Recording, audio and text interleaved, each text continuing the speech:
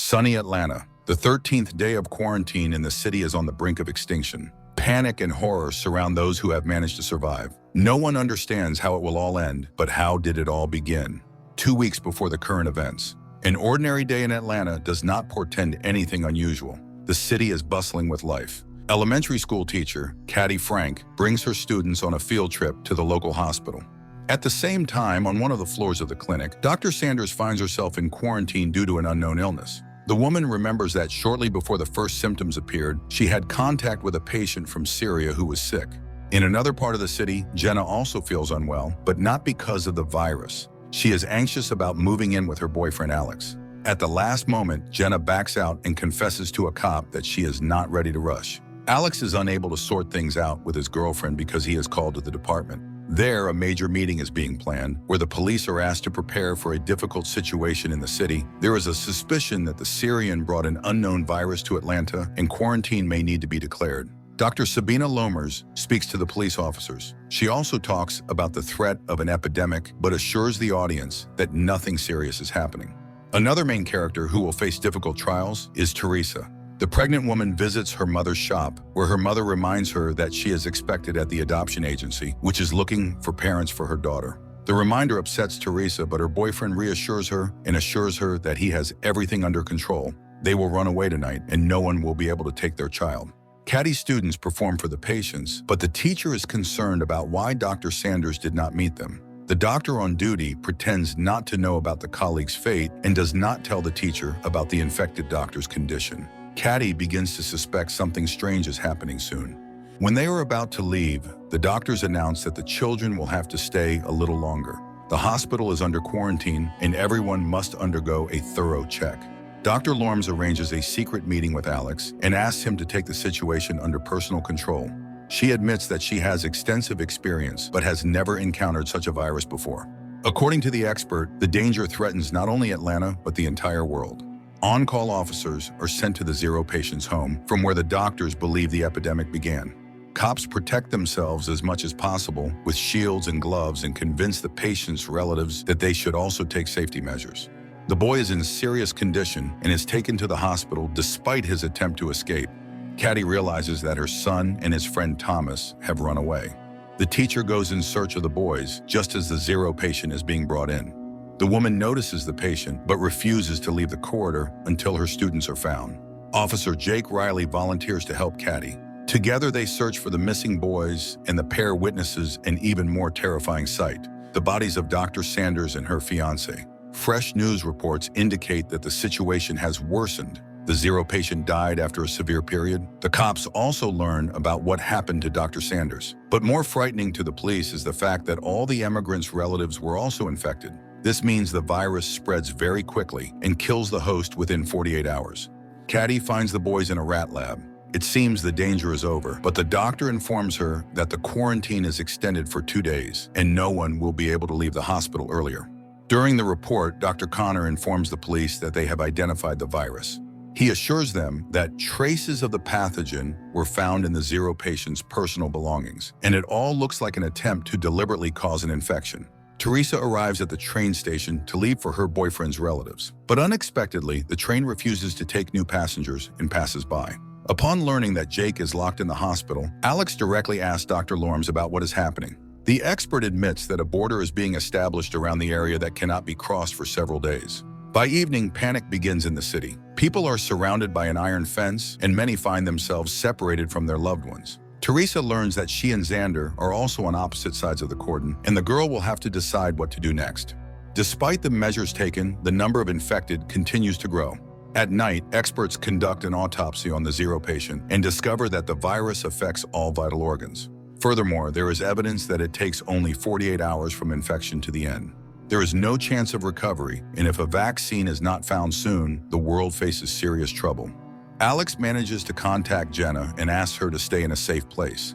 The girl decides to lock herself in her office. Returning to her mother's shop, Teresa calls Xander and tells him that she is okay. Despite this, the boy promises to find a way and get to her through the dangerous fence. Jenna is joined by her colleagues who did not manage to leave the city. Meanwhile, the girl's fiancé receives a warning that he should not break the rules due to personal attachments. Jake is asked to help the doctors sort through the belongings of the sick to find their relatives. Examining the Zero patient's mobile phone, the guy notices a frightening detail. A day before his death, the young man communicated with a blonde woman who had not been known about before. Jake immediately reports his findings to his colleagues, and the department decides to send a squad to search for the stranger. The police find the blonde's address, but her parents say she has not been seen since yesterday. Another emergency meeting is called, and everyone is ordered to find the girl within hours.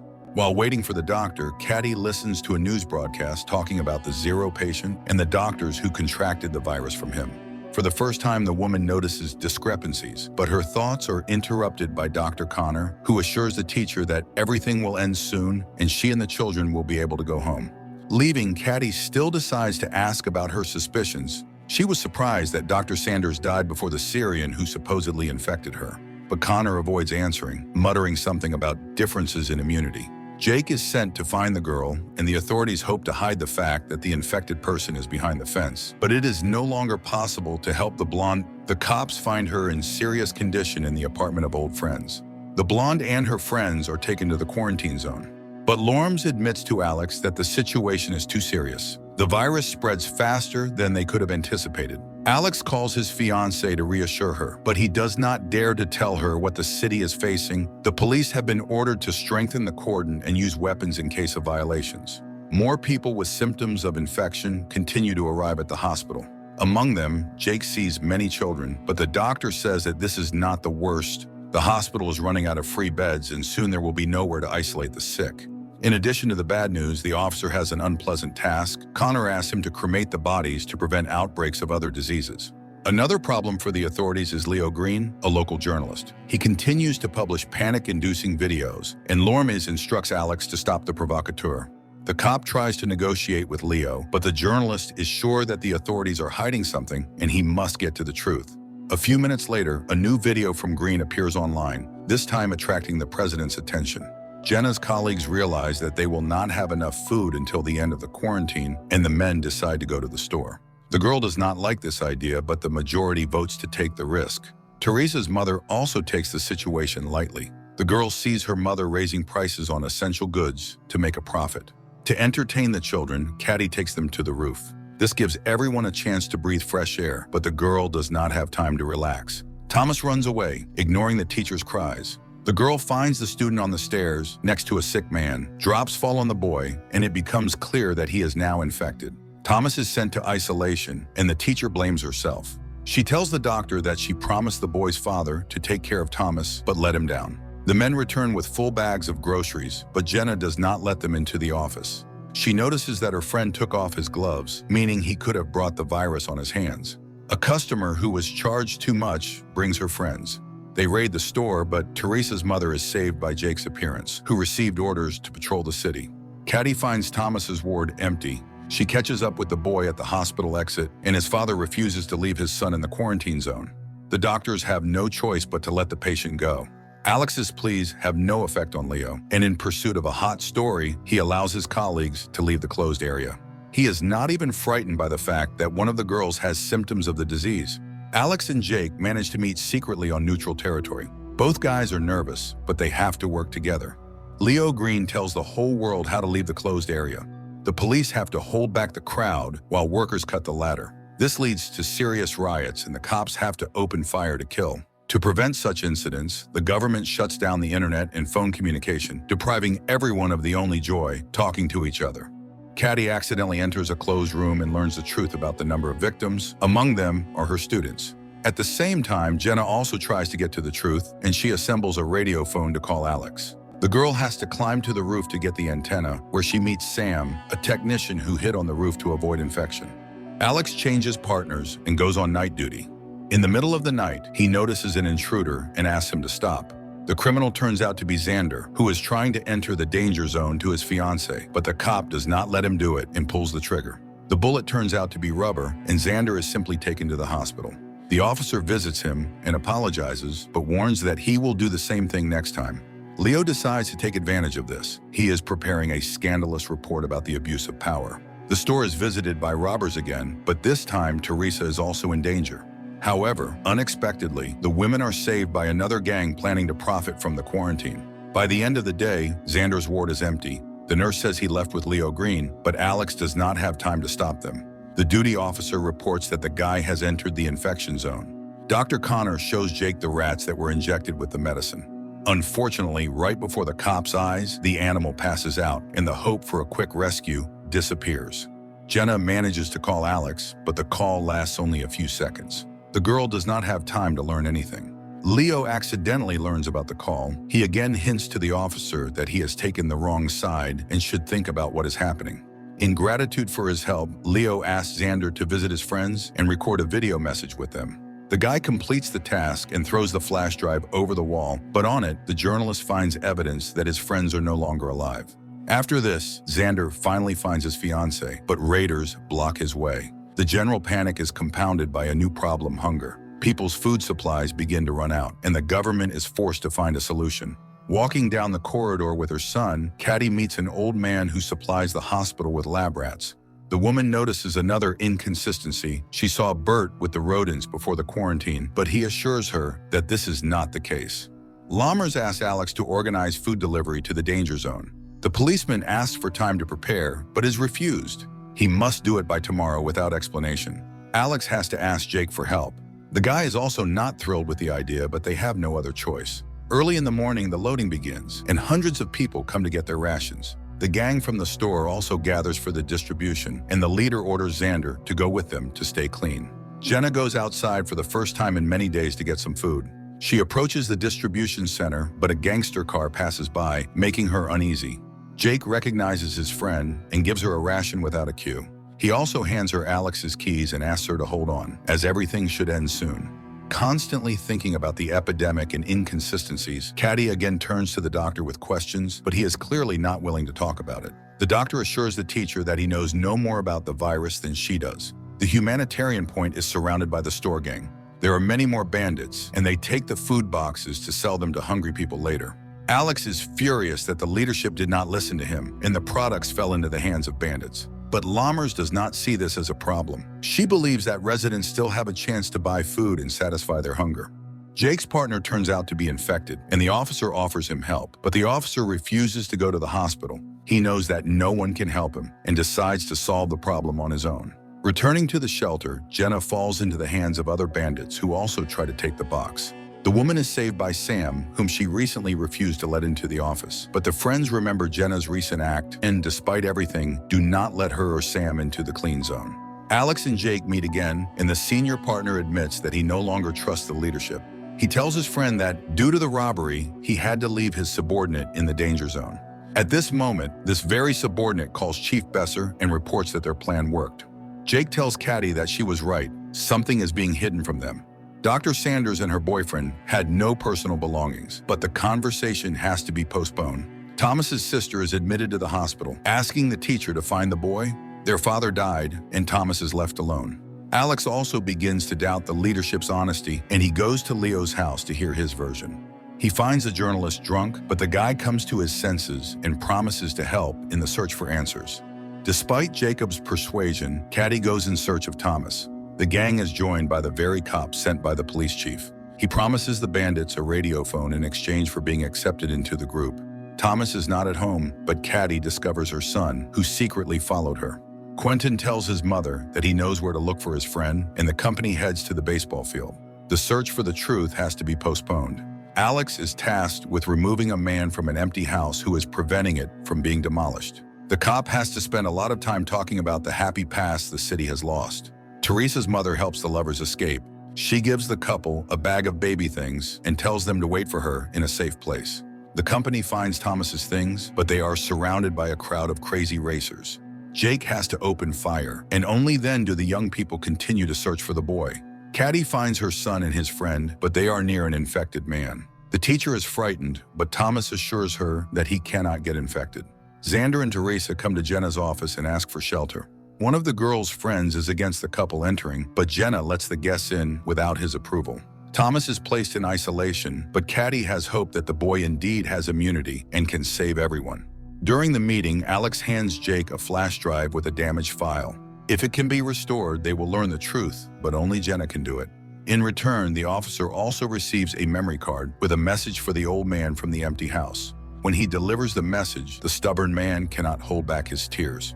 Teresa sorts through the baby things and finds the radio phone her mother stole. At that moment, the phone's owners appear at the door, holding a gun to the girl's mother's head. The company has to open the door, but the bandit refuses to take the phone and leave. He demands that Teresa and her boyfriend go with him.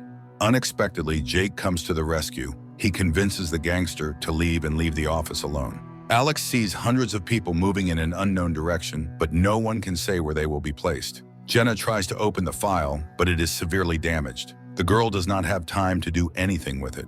New guests appear in the office, a gang wanting access to prohibited drugs. The company begins to strengthen their shelter, but the intruders find weak spots through which they manage to penetrate inside. Tony decides to take a risk. He goes down to negotiate with the criminals, but the negotiations fail. The elevator returns Tony with an axe in his back. In addition to the deceased guy, one of the attackers enters the office, but he does not have time to harm anyone. The guy is infected and collapses at the entrance to the room. Jenna finally manages to restore the file, but the girl does not have time to watch it. The power goes out in the office, and all the doors are locked. To restore power, Jenna has to leave the shelter and go downstairs. Meanwhile, the bandits almost manage to open the elevator doors, but the girl raises the switch in time. On the way back, Jenna takes the radio phone and calls Alex. Talking to his fiancée, the officer hears her being attacked. The girl manages to break free and return to the office, but the intruders do not retreat and try to cut through the door. The company has no choice but to come up with the craziest plan. Alex tries to penetrate the closed zone to help his fiancée, but he is caught by the National Guard soldiers. Jenna orders everyone to take cover, and when the psychos burst into the office, Jake activates an explosive device. A fire starts, but all the attackers are unconscious. Unexpectedly, one of them jumps up and attacks Teresa's mother. The men manage to neutralize him, but the woman is infected. Alex is arrested, but unaware of this, Jenna asks Jake to call her fiancé and calm him down. She also mentions that the phone the bandits had has a government military number, and they need to figure out how it ended up in the infection zone. Teresa's mother leaves. As a farewell, she asks her daughter for forgiveness for not wanting to accept her child. More than 48 hours have passed since Thomas's contact with the infected, and the boy continues to look healthy. His DNA is implanted in rats to try to create a vaccine. Connor reports his observations to the leadership, but the boss tells the guy that they don't have time for experiments. Caddy and Jake review footage from surveillance cameras and find out that the zero patient was not the immigrant boy, but a certain Henry Burns. He came every morning to secretly meet with Dr. Sanders, and judging by the man's behavior, he knew about his illness. Dr. Connor allows Thomas to leave and informs everyone that the boy does not just have immunity, his body defeated the virus. This means that based on his DNA, they will be able to make a cure for the unknown virus. Jenna leads her friends to a church under which there are ancient tunnels. The girl plans to lead the group out of the cordon through them to safety. Alex tells Leo everything he learned from Jake, but the journalist cannot find any trace of Henry Burns. The men get the impression that the zero patient was deliberately sent to the hospital. Lammers returns Alex's badge and authority, but in return, she demands that the cop take Thomas out of the infected zone and hand him over for experiments in her unit. Dr. Connor disagrees with Lammers' decision, but she rejects all objections and insists that only her laboratory can find the cure. Everyone has hope for a quick return to peace and normal life. It seems not everyone will live to see this happy moment, but some decide not to waste time and enjoy the moment, using all possible safety measures. Leo finds out that 2 days before the epidemic started, Burns received a package with the virus. Now he wants to know who the sender was, but Alex asks him to postpone the investigation so he can carry out the order. All night, the company breaks through the exit to the tunnel, and in the morning, they finally go underground. At the same time, Caddy and Jake go to the meeting place to hand Thomas over to Alex. Dr. Connor realizes he was wrong. The patient bitten by a rat injected with Thomas's DNA is infected. During the seizure, he infects several more people, and the doctor understands that the boy is an asymptomatic carrier. If he leaves the cordon, the virus will take over the entire city. The company has to return due to gas that has accumulated underground. They remain in the infection zone. Meanwhile, Thomas ends up in the hold the zone between districts. He is met by Alex and Dr. Lammers, but at the last moment, the transfer is canceled and the boy is sent back. While Alex tries to figure out what to do next, he receives a voice message from Leo. The journalist claims that the virus was created by Connor. Alex and Lammers remain in quarantine in the container between the zones. Thomas is returned to the clinic and quarantined to figure out what to do next. Jenna's company returns. The group could not go underground due to accumulated gas, but the office is empty. Teresa and Xander left to find a cleaner place. On the main street, the guy begins to suspect he was wrong. Hundreds of protesters are holding a rally demanding to be released from the infected zone. Xander tries to protect the girl from the crowd, but Teresa sees her mother in the crowd and tries to break through to her. Not wanting to risk his pregnant girlfriend, the guy decides to check who she saw in the crowd. Jake arranges a date for Caddy, and the couple has a great time until a frightened Quentin runs into the room. The boy says that old man Ray took the other children and led them out of the hospital to break through with the others. Leo meets with an ex-girlfriend and asks her to get Connor's call details. He has no doubt that the doctor is to blame, but to prove it, he needs facts. Xander realizes that Teresa was mistaken, but as a result, he encounters an infected person. The boy manages to escape. Unlike Bert, the old man has his box of medicine taken from him and falls to the ground. The street riots intensify, and a squad is sent to the danger zone. Lammers tries to stop the captain, but he does not listen to the doctor's orders, and several vehicles head through the cordon. Jake finds Ray, but the girl he took with him is not there. The old man abandoned her because of virus symptoms. Caddy spots Mary before Jake can tell her about the infection, and the woman takes the child into her arms despite the blood. The crazed crowd pushes Teresa to the ground. Xander runs to her but is afraid to touch his girlfriend for fear of infecting her. When Jake finds his friend, it becomes clear that she is now also sick. Caddy realizes this from her boyfriend's look, and upon returning to the hospital, tries to wash off all traces of the infection. Leo gets the information he needs, but it does not match his assumptions.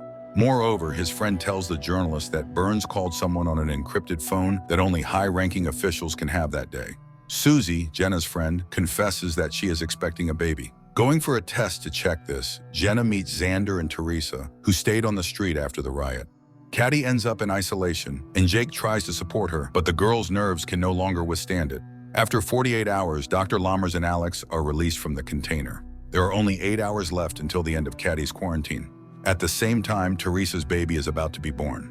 Alex visits Leo and finds out that on the day of the infection, Burns did not call Connor, but Lammers.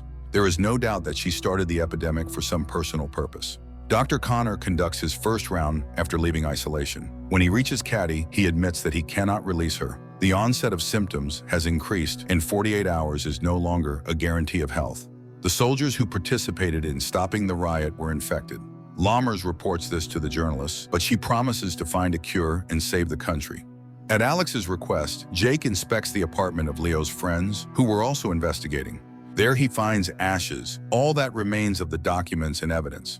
When friends meet to discuss this, Alex realizes that Lammers and the police chief are involved. Dennis, the father of Susan's child, returns to the office, but the man shows signs of infection on his face, and the company refuses to let him in. To make it easier for the man, Susan tells him that there was a mistake. She is not pregnant, and he has nothing to blame himself for. Alex meets with the chief and says he knows the truth, but it turns out that Besser did not know that Lammers released the virus into the masses. Jenna and Susan fail to ease Teresa's pain, but as usual, Jake appears at the right time.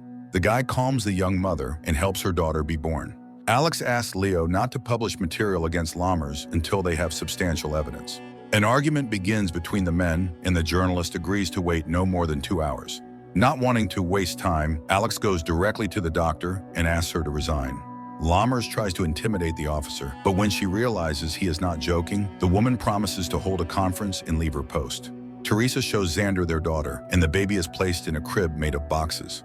Jake tells Caddy about this joyful event, but the girl's delight is overshadowed by a cough with traces of blood. Lammers gives a press conference, but does not admit her guilt.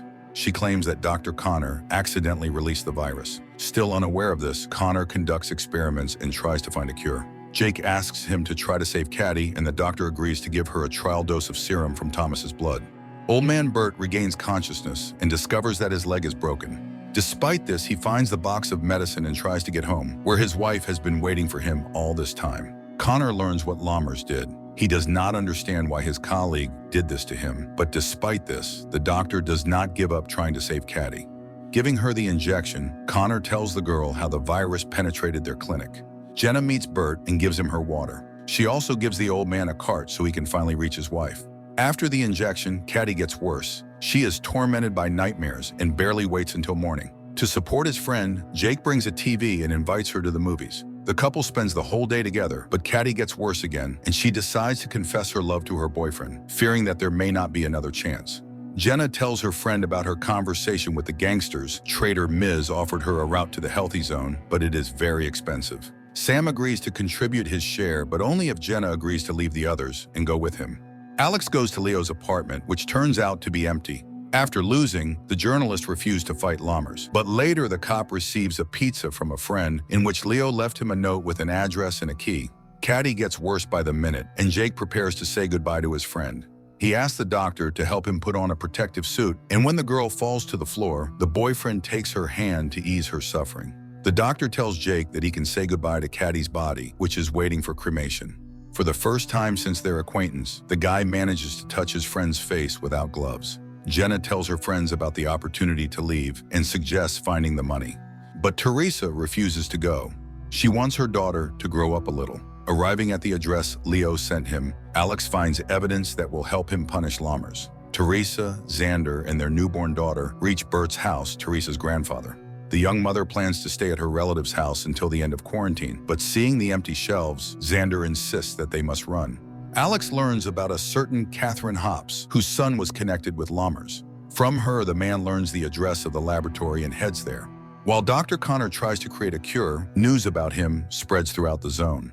A gang breaks into the clinic wanting to punish the doctor, but Jake convinces them that he needs to be protected to be the first to get the vaccine.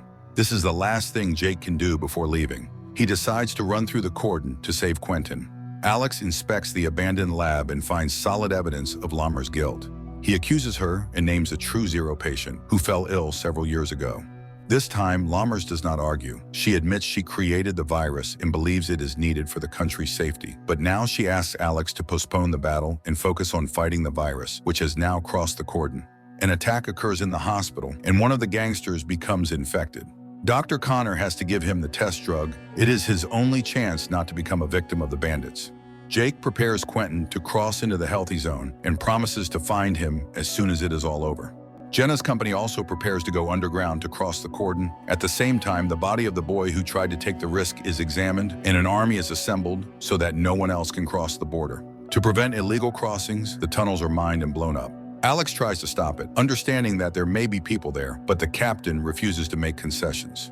Unaware of the government's plans, Miz orders the fugitives to prepare to descend into the tunnel. Meanwhile, at the hospital, Dr. Connor transfuses Thomas's blood to the infected gangster, hoping this will cure him. Despite all attempts, the gangster cannot be saved. Because of this, Jake has to save the doctor. The gang leader cannot forgive him for the loss of his brother. The explosions catch the group deep in the tunnel. The ceiling begins to collapse, and the company is divided. Teresa, Xander, and their baby are left alone. Connor finds a way to make the medicine, but for this, he needs people with the same blood as Thomas. Jake tries to find volunteers, but no one wants to participate in the dangerous experiment. Then the guy prepares a speech in which he names all the dead. For their sake, Jake asks people to get tested and, in case of a match, become donors. Miz leads the group to a dead end, but the guy does not give up and looks for new exits. Alex learns about this and asks Lammers to stop the explosions and bring people to the surface. As an exception, Lammers promises the officer 1 hour. After that, all tunnels will be destroyed. Jake's words convince people and they gather to get tested. Xander takes his family to Teresa's mother's store, and the girl decides to stay there until the end. The doctor finds blood with antibodies. A local priest can be a donor for the medicine. Old man Bert spills the last bottle of wine and adds a secret ingredient to it. He and his wife raise their glasses to toast that their suffering ends. Hugging on the couch, the couple prepares to go to a better world. Alex finds the fugitives, among whom he sees Jenna. The girl is sure her fiancé will let them into the clean zone, but Alex does not know what to do. His time is running out. Dr. Lammers orders the tunnels destroyed, but at this moment, Leo's report about everything the blonde did appears on the screens. Alex does not let the fugitives go, but returns to the quarantine zone with them. And Jake, scattering Caddy's ashes over the city, prepares for a new battle with the virus that changed the world.